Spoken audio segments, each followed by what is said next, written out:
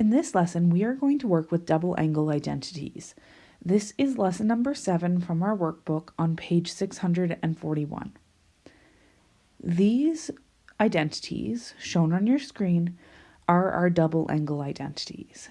That is where we can express a sine, cos, or tan of 2 times an angle in another form. So sine of 2 times an angle is equal to 2 times sine of an angle times cos of that angle.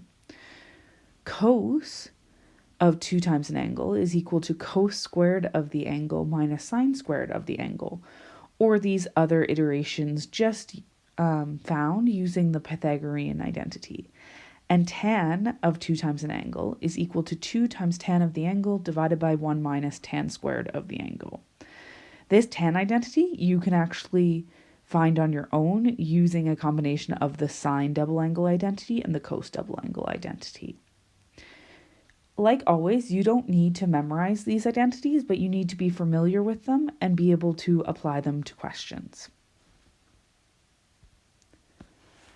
Let's start with example number 1 on page 642. We are being asked to prove that the identity 2 times tan of x divided by 1 plus tan squared of x is equal to sine of 2x. And we're also asked to state the non-permissible values. I'm going to start with the left-hand side of my equation here, and I'm going to substitute in for the denominator one of our Pythagorean identities.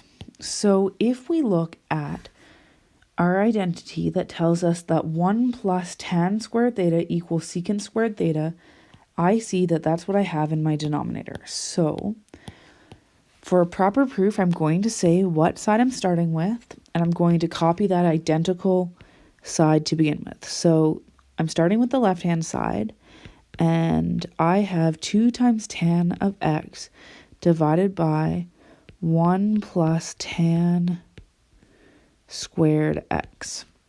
Then I'm going to replace my denominator with that identity. So my denominator of 1 plus tan squared x gets replaced with secant squared x. Then from here, I don't see any other identities that I can plug in immediately, so my approach is going to be to replace tan with sine over cos and to replace secant with 1 over cos. So when I do that, I get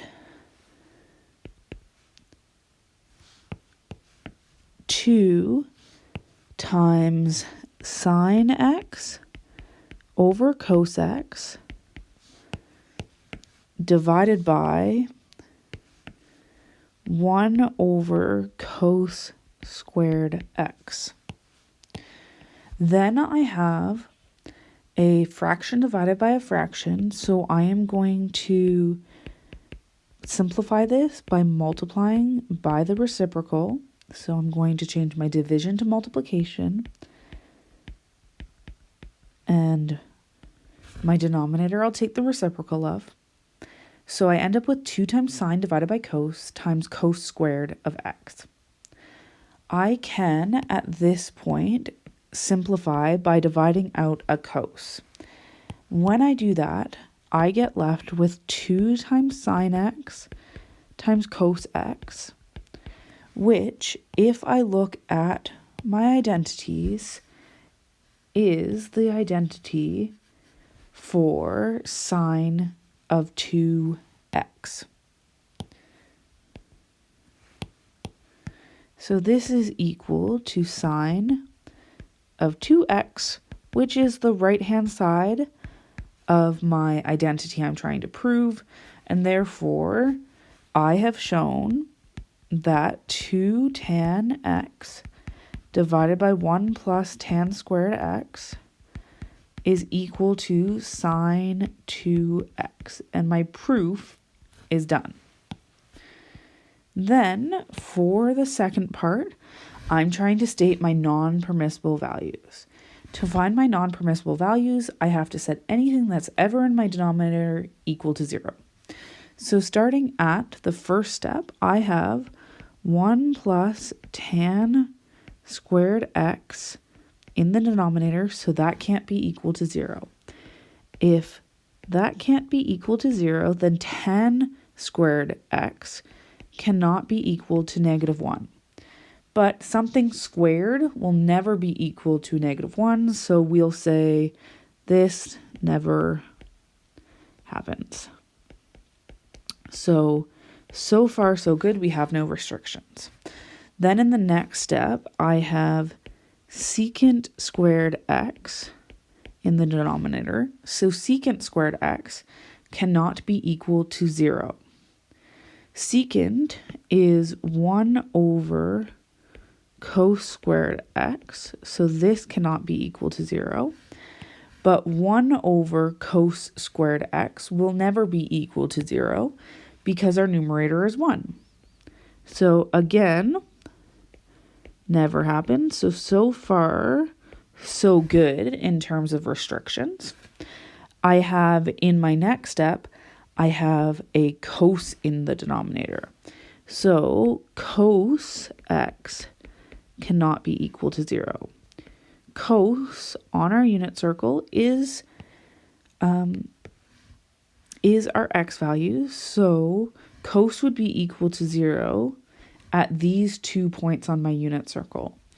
So this would be if x is equal to pi over 2, and every pi after that would give us all of the possible restrictions where cos x will be equal to 0. Because pi over 2 is this spot at the top, and if I add pi, I get to the bottom. If I add another pi, I get back to the top. If I add pi, I get to the bottom again. If I add pi, I get to the top. So adding pi n means I can add any number of pi's to that initial point, and I'll still end up at a place where cos is equal to 0, which is a restriction. Then I have, do I ever have anything else in my denominator? Nope, that's it.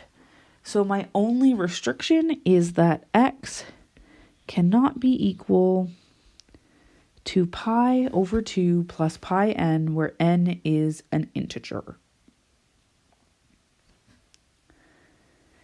In example number 2, we are asked to use the identity sine 2a equals 2 sine a cos a with a replaced by 3x to determine a double angle identity for sine of x. So we're going to say sine of 2 times 3x is equal to 2 times sine of 3x times cos of 3x. All I'm doing here is saying that since a has been replaced with 3x, everywhere I have an a in my equation, I replace it with 3x. So this tells me that 2 times sine of 3x times cos of 3x is equal to sine 6x. We can do the same thing for cos of 10a and tan of x. All we have to do is rewrite this as 2 times something as our angle first. So instead of cos of 10a, I want to rewrite this as cos of 2 times something. So if I'm trying to find what that something is, I ask myself 2 times what equals 10a? And it will be 2 times 5a is equal to 10a. So then in my cos identity, and I could use any of those cos identities, it doesn't matter which one, I can substitute in 5a. So I'm going to just use that first cos double angle identity, but like I said, you can use any of them.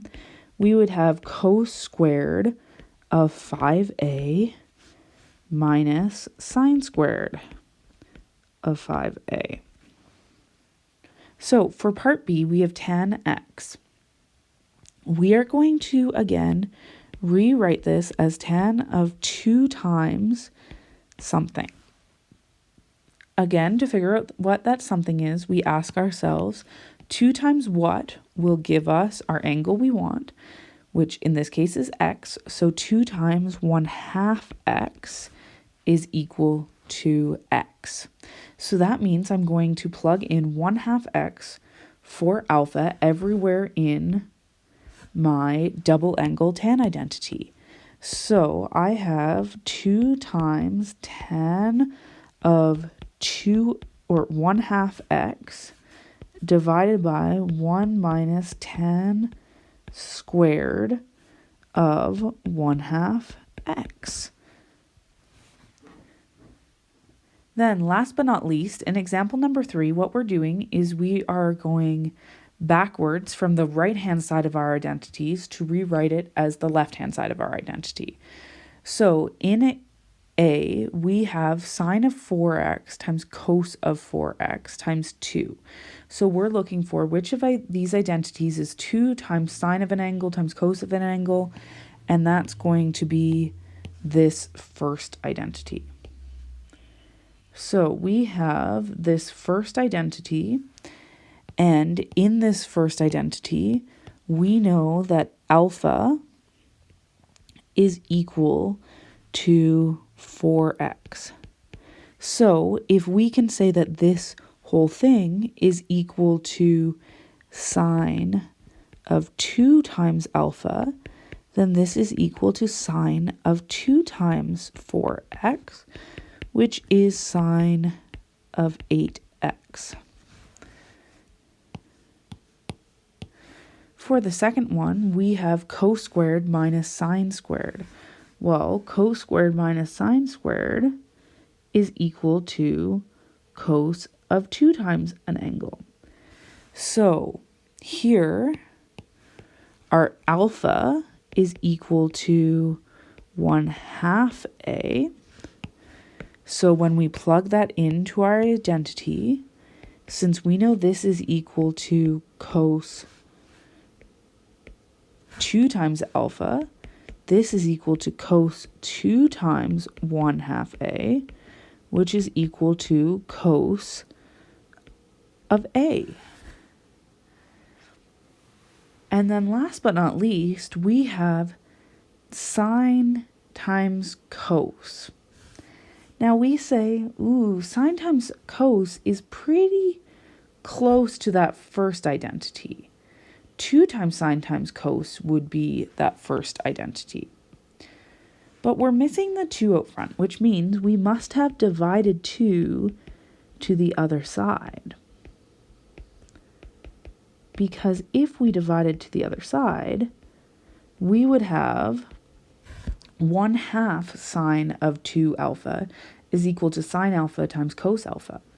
So this means that this third example, C, must be equal to 1/2 sine of 2 alpha, where alpha is equal to 5/2x, which means this whole example is equal to 1/2 sine of 2 times 5/2x.